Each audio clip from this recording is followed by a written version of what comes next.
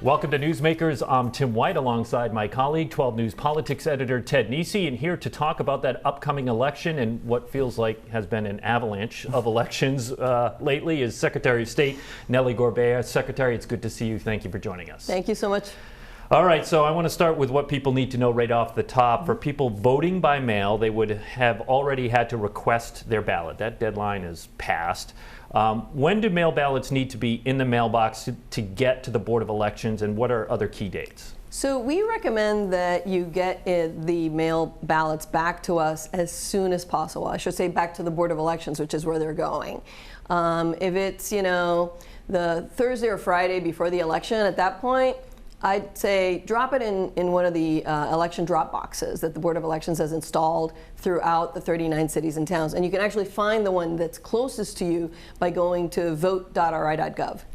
And there are 7 bond questions, as I said off the top. We have a voter guide on WPRI.com for people to check out, which I'll link to on the Newsmakers page. But without getting into detail on all 7, just tell people why this is a big deal for taxpayers. Yeah, no, this is $400 million of our tax dollars that we're looking to see whether voters will agree with the General Assembly, the governor, and many of us in government that this is a worthwhile investment.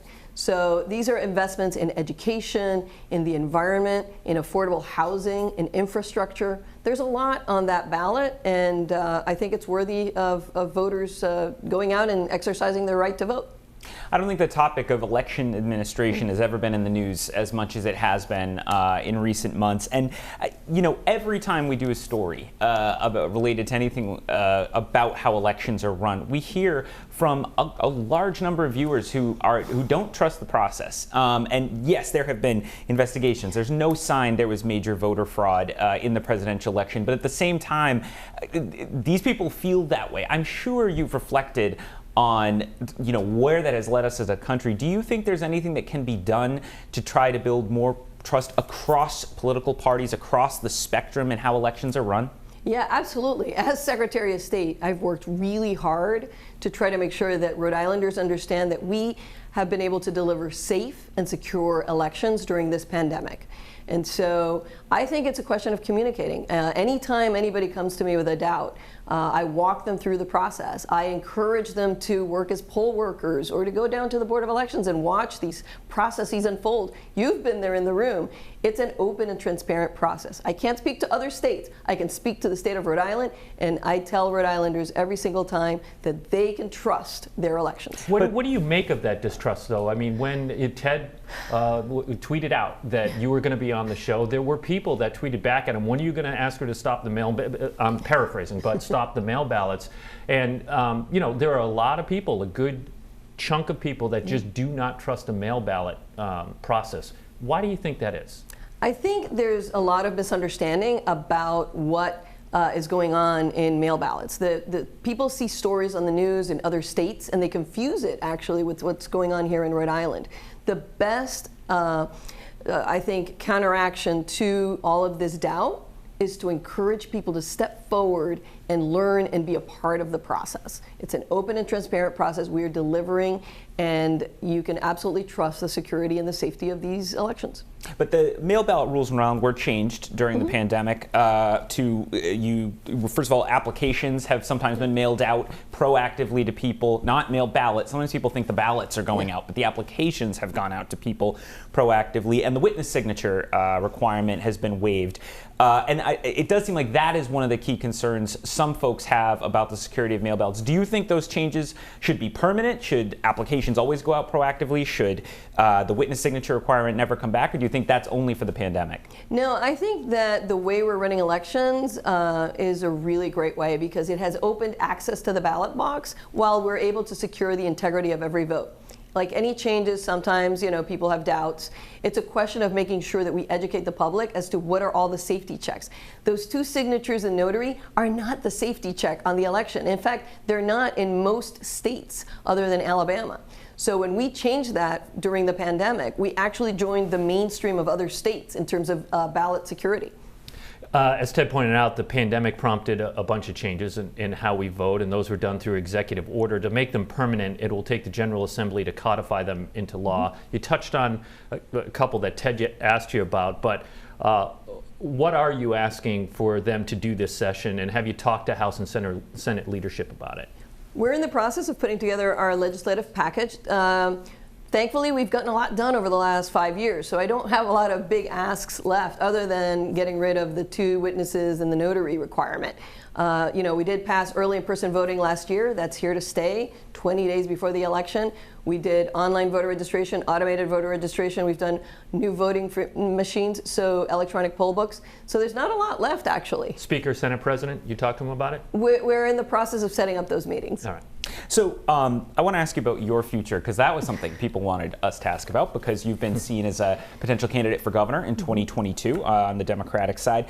The situation has obviously changed. Dan McKee's about to become the governor with Gina Raimondo leaving, so he will be presumably, he said, an incumbent running for re-election. Does that mean you won't be considering a run for governor because there'll be an incumbent Democrat now? I am flattered every time I go to the grocery store and somebody approaches me, thanks me for the work we've been doing, and encourages me to be their next governor. I, of course, wish soon-to-be Governor McKee the best. We need good, strong leadership during the next year and a half. But I'm flattered by all of those Rhode Islanders that see my kind of leadership and want to see that happen. So I'm exploring it, and we'll see how that goes. But so Dan McKee being in the office doesn't change your calculus? No, I don't think so. I think that voters are entitled to have choices, whether it be in the primary or the general election. A little more in the weeds with politics. Your Chief of Staff, Gonzalo Cuervo, left, and he's expected to run for mayor of Providence. Are you supporting him in that race? Right now, I'm actually just focused on my own political life and running of the Department of State. I have not taken a position on any primary race. Well, let me ask you about some of the things going on in the state, since you are considering a run for governor, as you've said, next year. I want to ask you about the vaccine rollout, because that is a topic we're hearing about constantly from viewers every day who are frustrated with the situation. Tim reported last night Harvard gave Rhode Island an F on every metric it looked at, all 4 related to the pandemic and the vaccine rollout. How do you, I know this isn't your responsibility, but if you're looking at potentially taking on a broader portfolio in the future, how do you think the vaccine rollout has gone, and do you think any changes are needed? I think it's been really challenging, and there's no way to deny that. I think if you ask everybody involved, they wish it had gone better.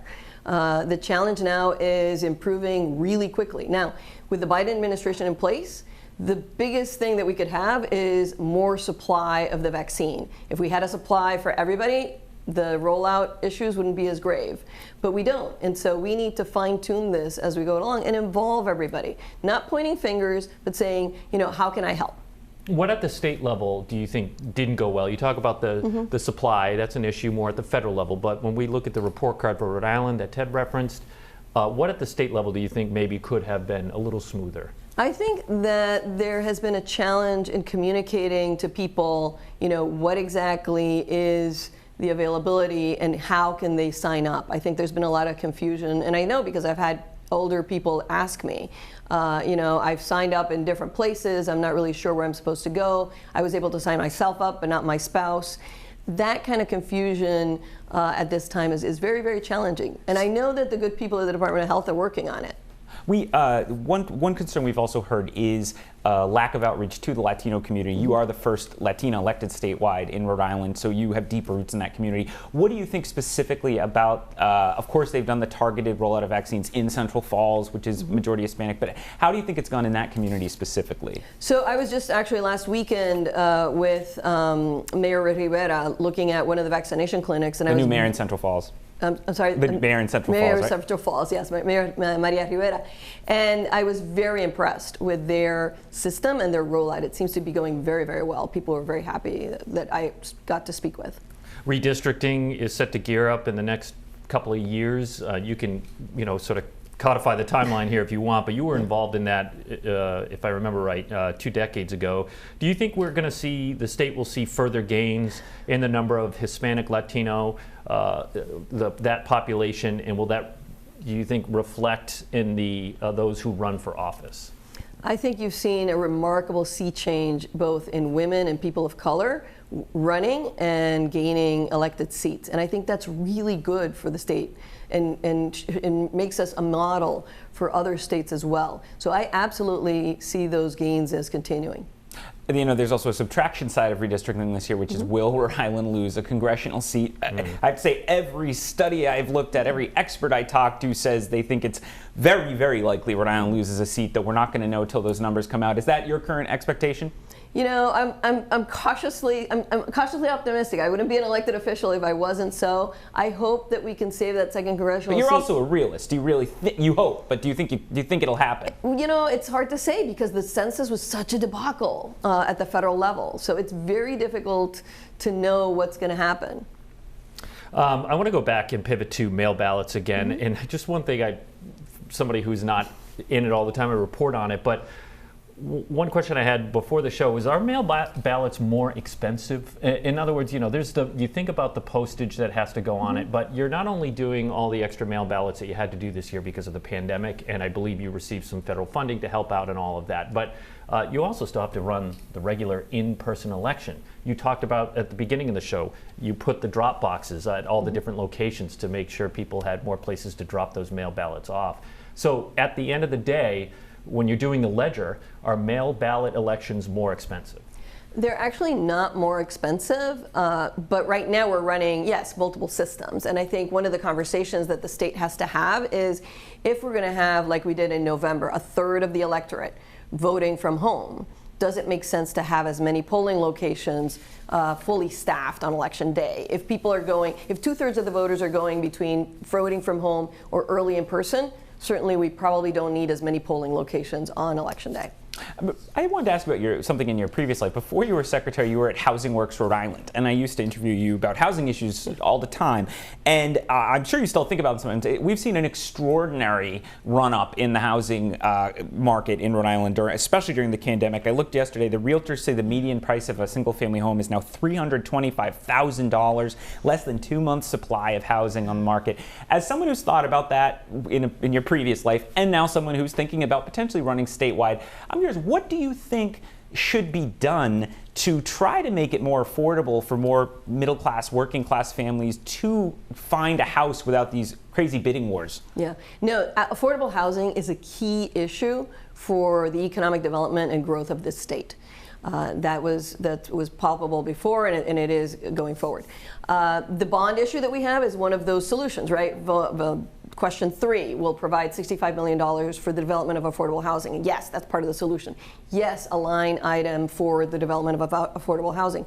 But we have to take a bigger picture look at all of the barriers and costs of developing housing in our state and come together as a community and say, no, growth is not necessarily always evil. It has to be managed. It has to be done right. It can be done green.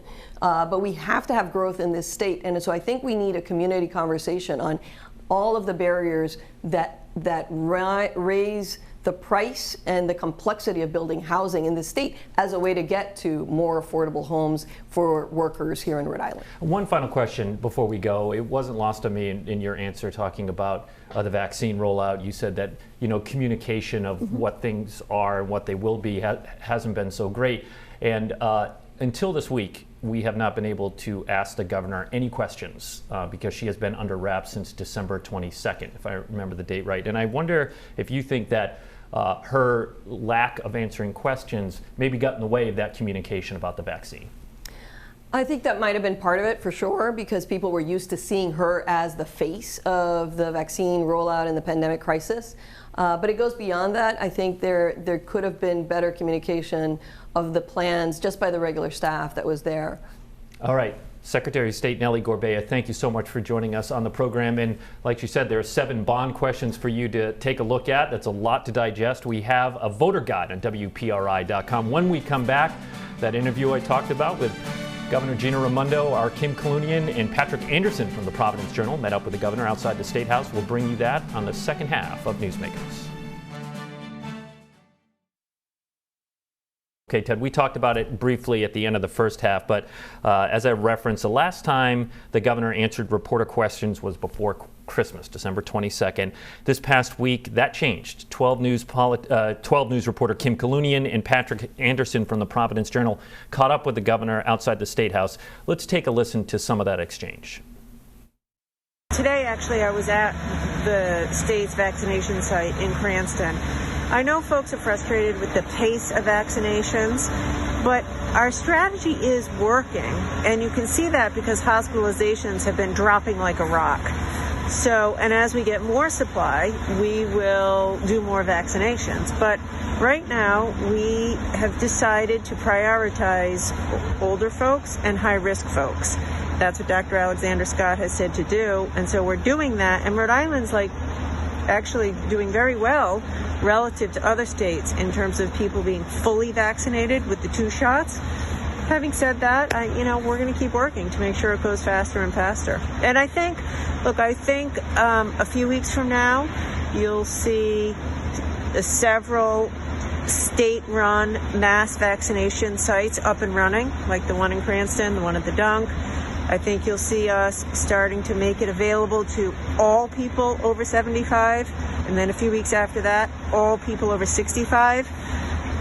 It's a huge effort. No one's ever done this before. I think we're in good shape. In 2 weeks from now, we'll be in better shape. 2 weeks, even better shape. Governor, has the Biden administration asked you not to answer questions from reporters? No, they have not.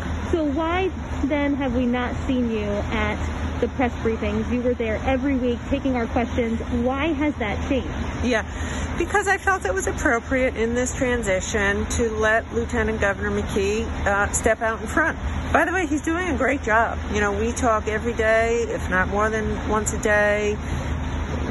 His team and my team are in contact all day long. I just felt it was appropriate that he step out and Rhode Islanders start to get comfortable with him as the face of leading the COVID response. But you're still the governor. Don't you feel like there should be a certain level of accountability? Even today in the vaccine Facebook Live that you just had, you didn't answer any questions from the public. Would you consider having another forum again before you head to D.C. where reporters and the public can ask you questions again?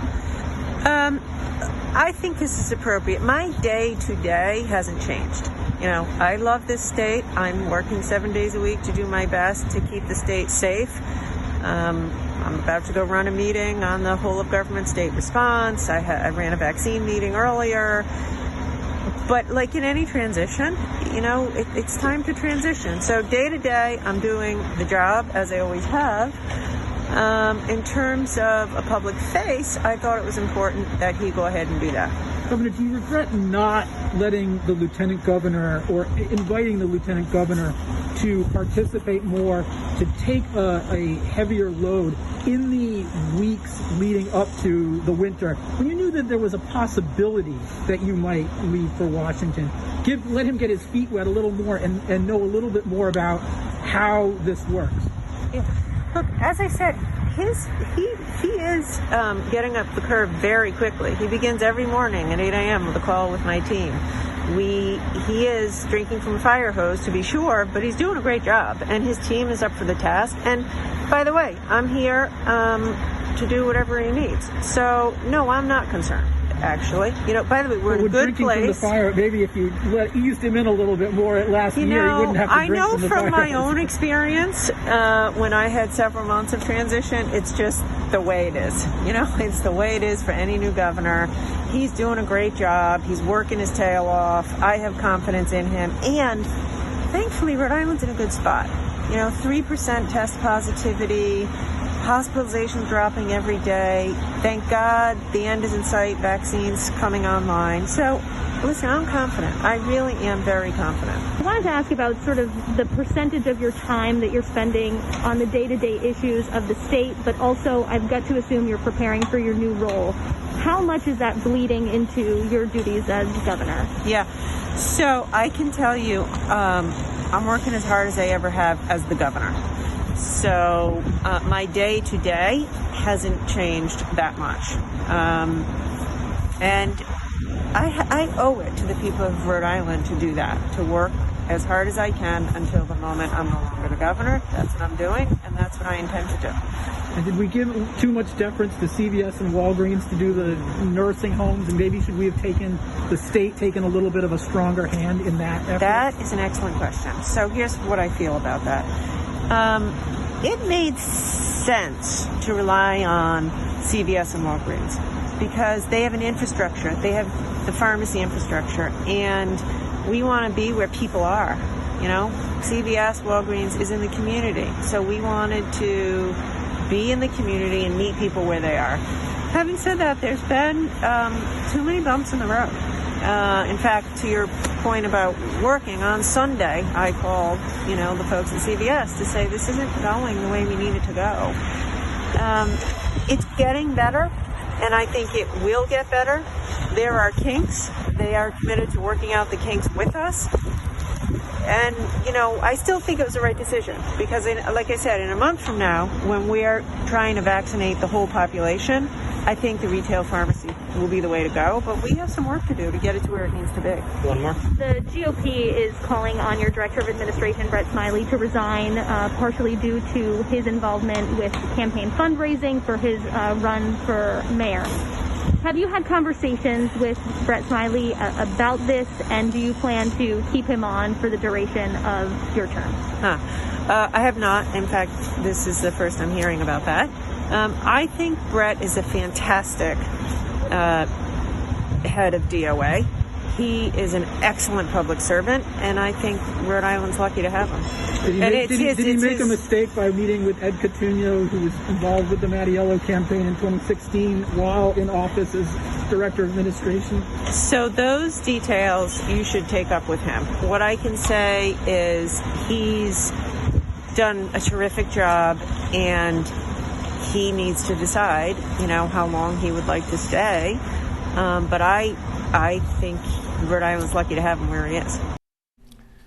Governor Gina Raimondo answering questions since the first time since December 22nd. That entire interview is on WPRI.com. I should note that right after she made the comments on Brett Smiley, a day or so after he announced that he was stepping down from the DOA at the end of February, we're expecting him to run for mayor. All right, Ted, let's just get to a timeline here as we talk on a Friday morning when we tape this program. Is the timeline as to when she leaves and McKee takes over coming more into focus yet?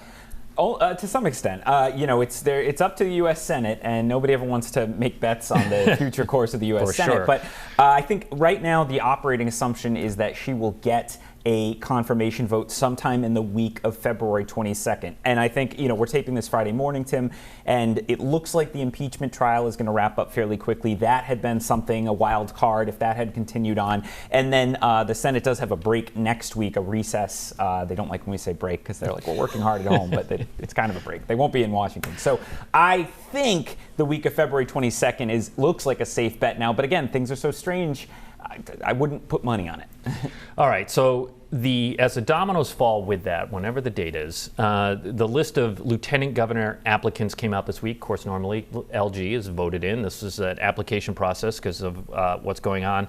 And that process just feels weird, right, Ted, or it does to me. And I know there isn't a modern precedent, so McKee's sort of figuring it out for himself. But I wonder if at the end of this, lawmakers are going to go, okay, no, we're not going to do it this way again. Yeah, I think there's some head scratching, I would say, at the State House, and even among some of the folks who've put their names in for lieutenant governor. But it feels a little like a contest. People have said like a reality show, like The TV, Bachelor or something. And I think so. People are wondering, did McKee's team think through kind of, was this the process they wanted? Also, frankly, did they want this to be something that got so much attention as he was just stepping into the spotlight?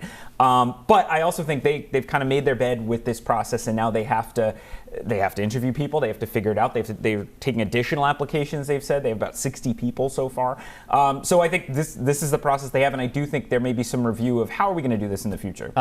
I don't watch The Bachelor, for the record, but I understand there's some roses involved. Do you have an idea of how many roses he has to hand out for finalists right now and who might get them? They've not made clear on that yet. I mean, I will say he has to, there's some lawmakers on there. He's going to want to at least make each of them feel they were heard and listened to and taken seriously. So I think they probably can't rush this process for political reasons, even if he already knows who he wants. We have just a few seconds left here, but we talked about it the first half, about how people are frustrated with the vaccine rollout. Dr. Nicole Alexander Scott has been out there once a week. But do you think that the governor not talking for a month and a half has sort of perpetuated that frustration? It's at least, yes, I think it adds to the frustration. I can't say whether it's really adding operationally to the problems, because I keep looking at Massachusetts, which is having a lot of problems with a governor who's not going anywhere and is usually pretty popular. So I think it's understandably added to the frustration. It may be causing problems behind the scenes as well, but either way, people are mad. Happy Valentine's, everyone. If you heart Newsmakers, don't forget our podcast. I'm Tim White. That's Ted Nesi. We'll see you next week.